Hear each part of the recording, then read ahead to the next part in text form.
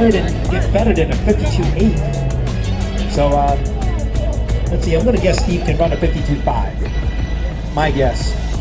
Hezron out on course, he needs to go faster than 51.0. So let's see, Barrington will be the next one to finish. There he is. What will Steve do?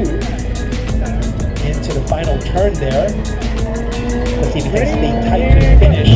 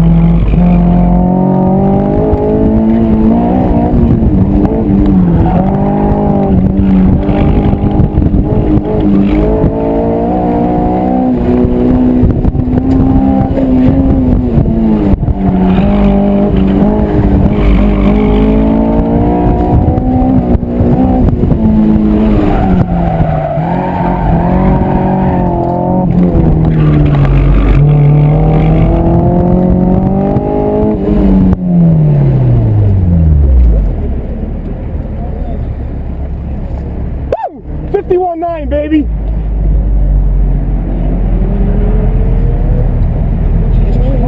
That's not going to help him. So he's going to finish 7th.